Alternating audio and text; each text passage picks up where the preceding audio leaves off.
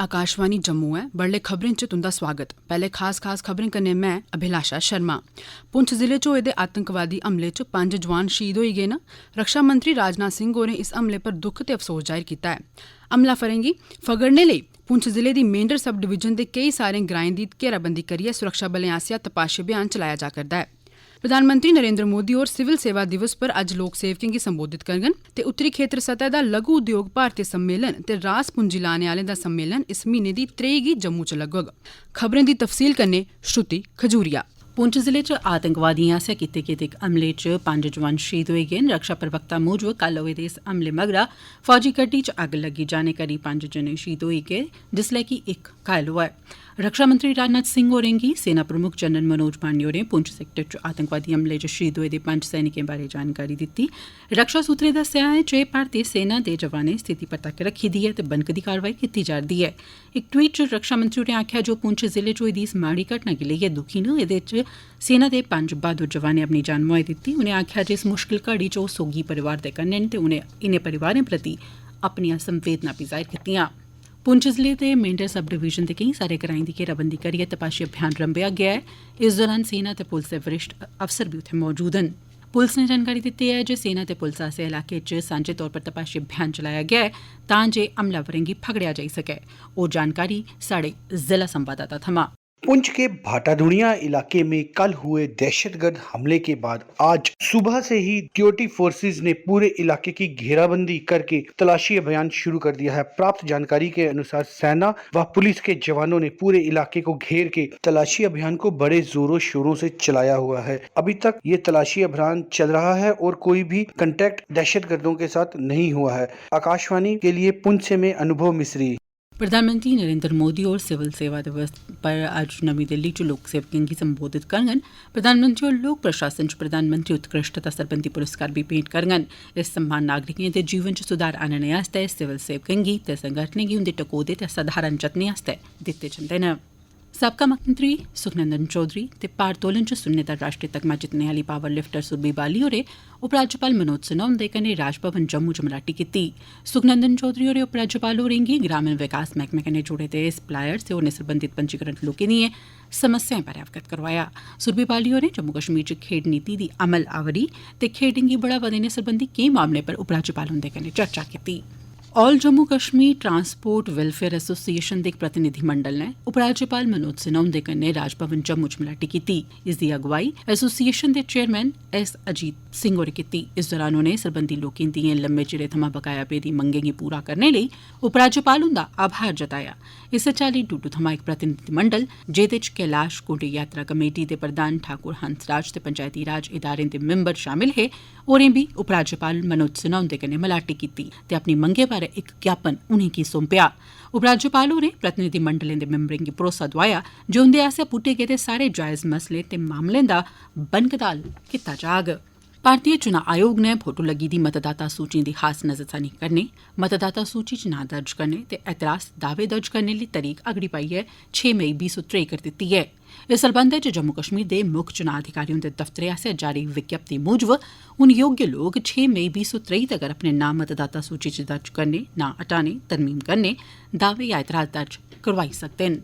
एह् खबरां तुस आकाशवाणी जम्मू परा सुना'रदे ओ ते हून बाकी दियां खबरें कन्नै अभिलाषा शर्मा। जम्मू दे डिवीजनल कमिश्नर रमेश कुमार होरें 3 अप्रैल 2023 गी जम्मू च होने आह्ला उत्तरी सतह दा लघु उद्योग भारती सम्मेलन ते निवेशकें सरबंधी बैठक दी त्यारियें दी समीक्षा लेई इक बैठक दी अध्यक्षता कीती। इस सम्मेलन च मुल्खै दे बक्ख-बक्ख हिस्सें थमां तकरीबन 300 शा 500 कारोबारी प्रतिनिधियें दा हिस्सा लैने दी मेद ऐ। डिवकाम हुंदा आखना ऐ जे इस बैठक कन्नै मते निवेश आकर्षित होङन, रोजगार दे मौके पैदा होङन ते केंद्र शासित प्रदेश दी अर्थव्यवस्था गी मजबूती थ्होग।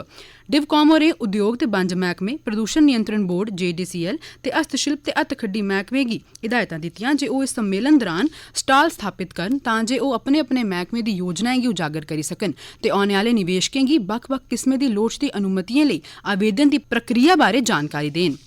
व्यापार गी बधाने सरबंधी जम्मू कश्मीर व्यापार संगठन JKTPO ने मैनेजिंग डायरेक्टर खलीद जहांगीर हुंदी निगरानी च उद्योग ते बंज विभाग के प्रधान सचिव प्रशांत गोयल उनके नेतृत्व च किश्तवाड़ जिले की एक जिला एक उत्पाद केसर का जैविक ढंगै सिर उत्पादन ते प्रमाणीकरण सरबंधी राष्ट्रीय कार्यक्रम अभियान का आयोजन किया। इस वर्कशॉप का आयोजन उन्हें करसानें की सिखलाई ते प्रमाणीकरण देने लिए किया गया जेड़े पैहले गै जैविक खेतीबाड़ी करारदे ने पर उनके कोल अपने उत्पादें की प्रमाणिकता लिए जरूरी प्रमाण नहीं हैं। ये वर्कशॉप जम्मू कश्मीर च एक जिला एक उत्पाद के टकोदे उत्पादों की बढ़ावा देने लिए JKTPO की पहलकदमियों च एक है जेदे च खरीदारें ते विक्रेताएं सरबंधी बैठकां राष्ट्रीय ते अंतर्राष्ट्रीय व्यापार मेलें च हिस्सा लैना ते क्षमता निर्माण कार्यक्रम शामिल न।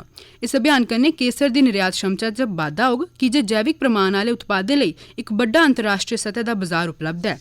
इस वर्कशॉप च 45 शा मते केसर दे उत्पादकें हिस्सा लैता ते होर मते करसानें दा जैविक प्रमाणीकरण हेठ औने दी मेद है।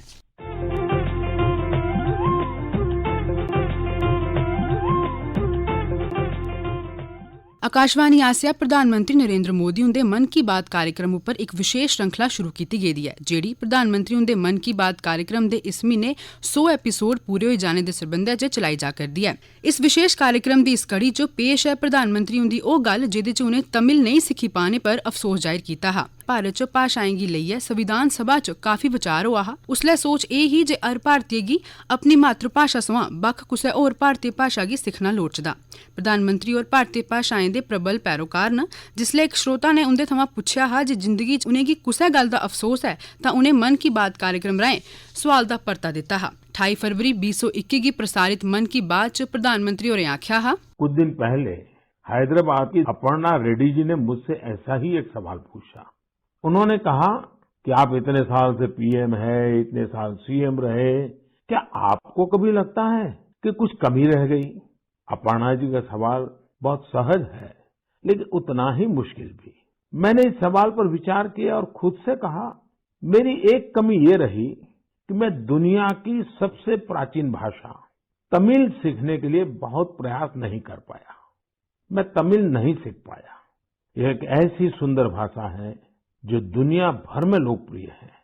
बहुत से लोगों ने मुझे तमिल लिटरेचर की क्वालिटी और इसमें लिखी गई कविताओं की गहराई के बारे में बहुत कुछ बताया है।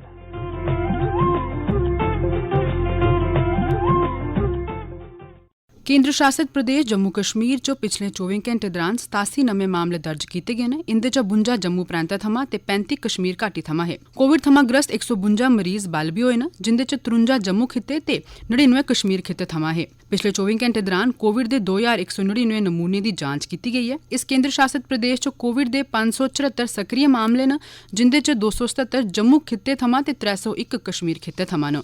JMC ते भिड्ड पालन मैहकमे दी सांझी टीम ने कल जम्मू शहर दे बक्ख-बक्ख हिस्सें च मटन ते पोल्ट्री दी दुकानें दा चांचक दौरा लाइयै निरीक्षण कीता तां जे ईद उल फितर दे शुभ मौके उप्पर लोकें गी सेहतमंद ते खरी गुणवत्ता आह्ले मटन ते मटन थमां बनने आह्ले होर उत्पादें दी उपलब्धता गी सुनिश्चित कीता जाई सकै। एह् चांचक दौरा तलाब तिल्लो, बोड़ी, मुट्ठी, बन तलाब, पलोड़ा, जानीपुर, अम्फला, CPO चौक, नरवाल, गांधीनगर, गंग्याल, सतवारी ते बक्ख-बक्ख थाह्रें पर लाया गया जेदे दौरान मटन दी दुकानें, कुकड़ी दी दुकानें ते मच्छी बेचने आह्लें दा निरीक्षण कीता गया ते 20 किलो खराब गुणवत्ता आह्ला मांस जब्त कीता गया ते मगरा ढंगै सिर ओह्दा निपटारा भी कीता गया। मटन बेचने आह्लें थमां अस्वच्छ खराब गुणवत्ता आह्ले घटिया समान बेचने पर 21,500 रुपए दा जुर्माना भी लाया गया। केंद्र शासित प्रदेश च कल फायर सर्विसेज वीक दा समापन होआ जेदे च सांस्कृतिक कार्यक्रमें ते सरबंधत गतिविधिएं सभनें दर्शकें दा मन मोही लैता।